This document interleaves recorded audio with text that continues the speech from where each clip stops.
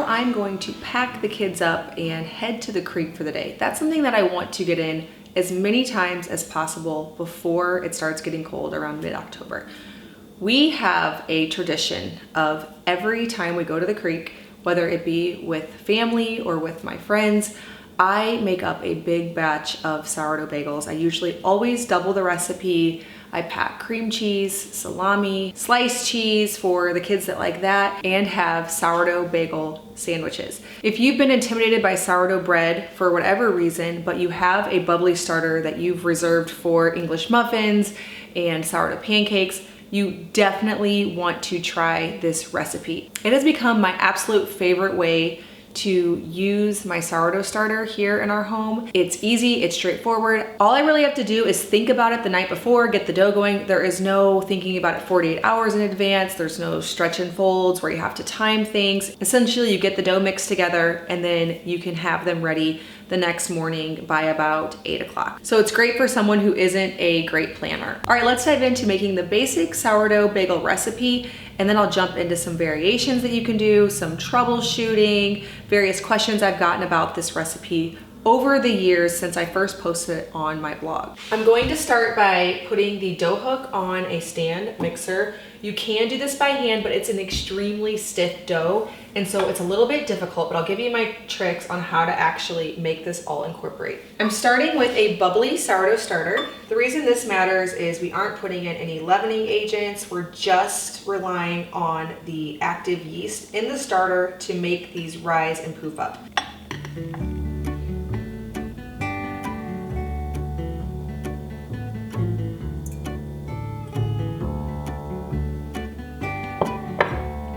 Starting with a half a cup of fed active sourdough starter.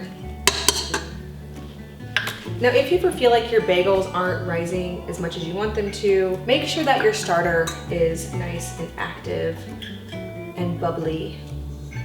This gives them a great lift. To that, I'm gonna add a cup of water. Make sure your water isn't too hot because that could kill your active yeast in your starter.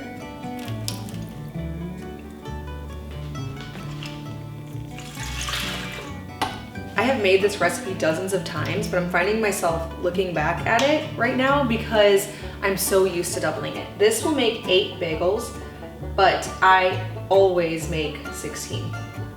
To that, I'm gonna add 2 tablespoons of honey. So of course in my usual proportions, a 1/4 cup, but I'm gonna do the regular recipe today.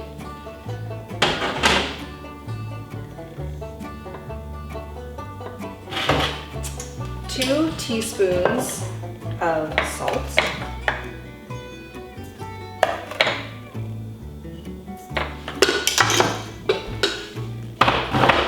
And then 4 cups of unbleached all-purpose flour. Now I like to add 3 right away, and then it's sometimes difficult to get that 4th one in. Now this just depends on how hydrated your starter is. It depends on how humid it is, what kind of flour you're using. So if you're using an einkorn flour, you'll need more. If you're using a whole wheat flour, I find that sometimes you need a little bit less, and sometimes you just can't get it all in. And so that's okay. I get a lot of people who really want this recipe to be in grams, but it works so beautifully if you just add the last part of the flour slowly, see what you can fit in. You really want to get in as much flour as you possibly can, but then just get a feel for it. You don't need it to be perfect and precise. What I love about this recipe so much is how easy it is. I have the double batch memorized. It's something that I can easily throw together before bed if I know that we're gonna have a picnic the next day, if we're gonna be out and about for something. The simplicity of this recipe is why I love it so much.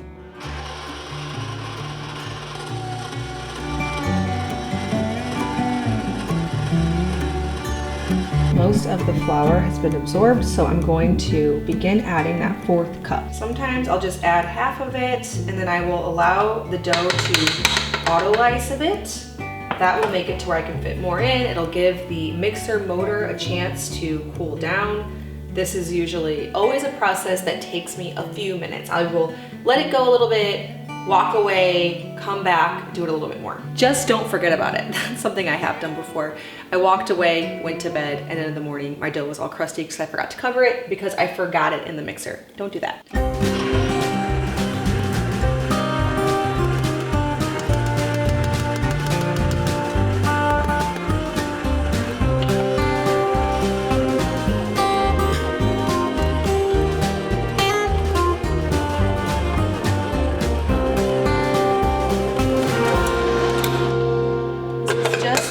Consistency we're going for here. You want it incorporated, but very, very stiff.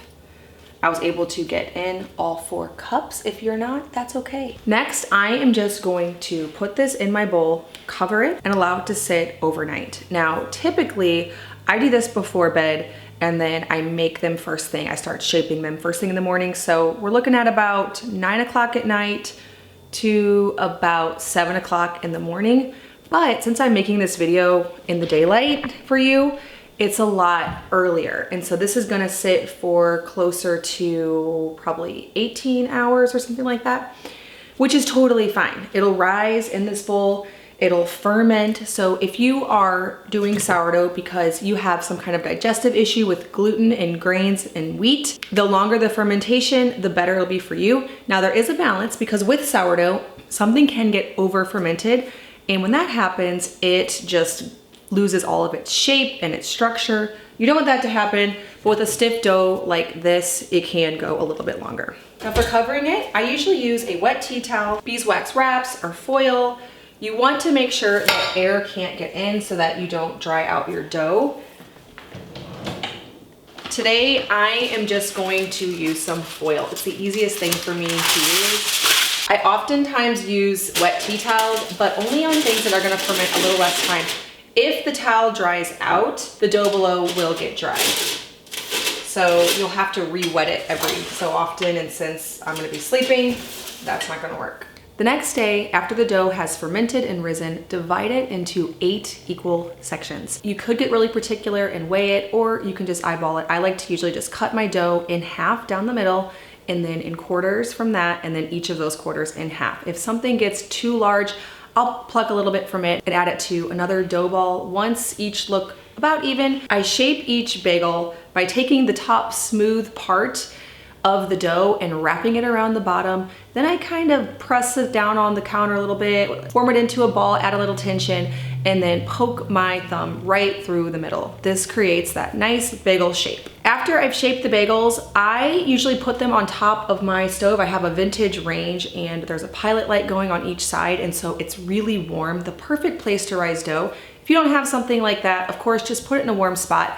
The cooler it is, the longer it'll take to rise. Usually I'm in a hurry because we're going somewhere that day. And so I like to put it on top of my oven. A lot of times I will even light my oven so that it's even warmer and they'll rise even faster. So that's a tip for you. If you don't have a vintage stove, which you most likely don't, you can put them on a sheet tray on top of your burners and then light your oven so that it's warm underneath. Obviously don't put it in because that would bake it and kill the yeast, but you're just trying to create a warm environment wherever you can so that the bagels will rise. I usually let mine rise about an hour because again, we're usually in a hurry.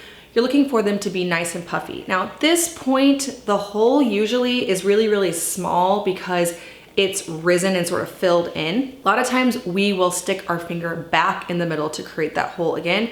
Sometimes after boiling them, we'll stick our finger in. That kind of hurts. My daughter and I both just always do it. We're always putting our finger in saying ow, but it makes that nice bagel hole. So after they've risen, they should be nice and puffy as long as your starter was active. If not, let them rise a little bit longer, but you do want them to be light, airy, and puffy at this point. Next, get a large pot of water boiling. Now, I don't measure on this. I usually just do my 5-quart cast iron Dutch oven, fill it about 3/4 of the way up. Then I add a couple tablespoons each of baking soda and brown sugar. And then I boil the bagels for a few minutes on one side, flip them over, and a few minutes on the other. Next, I add them to a parchment lined baking sheet. Now, I've done this without lining it with parchment. You do need to grease it liberally because they will stick during the baking process. I did this yesterday, and we were actually in a really big hurry because we were going to another river day. We do a lot of river days here in the summer. And I was out of parchment paper, and I also wanted to bake them more quickly because we were late for swimming lessons. And so I just put a ton of oil on there, baked them on like 50 degrees higher than I'm supposed to bake them so that they'd get done really quickly and brown. So that made them stick to the bottom a little bit, but I still was able to get them off pretty easily with the oiled pan, but I definitely prefer parchment paper if you have it.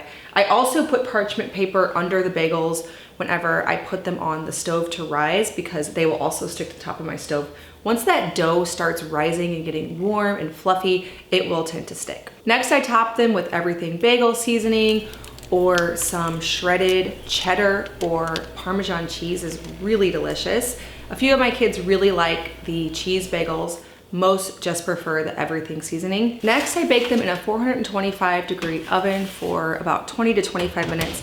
They will start to brown on top, and that's what you're looking for. Whenever the bagels are boiled with that sugar, this really helps to create that browning effect in the oven that gives you these bakery-style delicious bagels. When we make bagels, we pack them into our tote bags or a picnic basket along with some hard salami and cream cheese. It is forever our favorite summer lunch. Now, of course, if you have some homegrown tomatoes, adding those on would be delicious as well. It's so simple to take along. You just need to pack a bread knife and then a spreadable knife, like a butter knife for the cream cheese. The kids love them, adults love them. They hold up really well in a bag because they're not smushed like bread. They're very easy to cut in half and serve.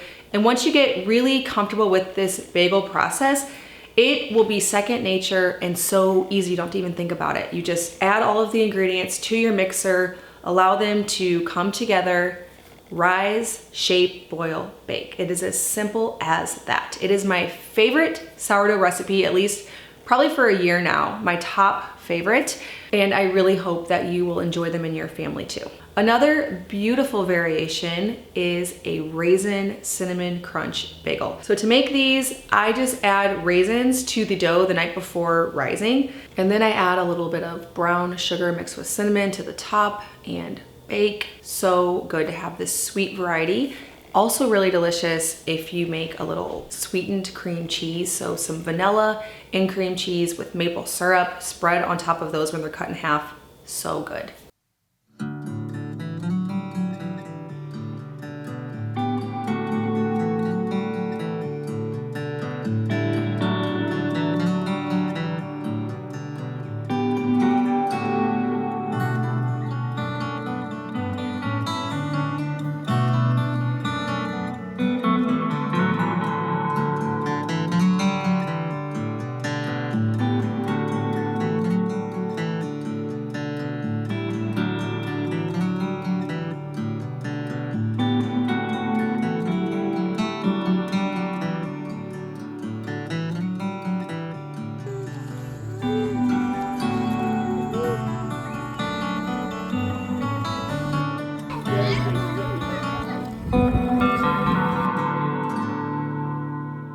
All right, well, thanks for watching this video. I hope that you will try making sourdough bagels in your own home. I know that you're gonna love them. They are such a popular recipe over on the Farmhouse on Boone blog. If you do decide to try this recipe, make sure to head over to the blog and print it out so that way you can keep it in your kitchen until it's memorized.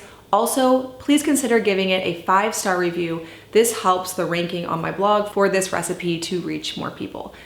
As always, thank you so much for watching. If you're brand new, please hit that subscribe. I make new videos every week on food from scratch, natural living, and a handmade home. Thank you so much for stopping by our farmhouse.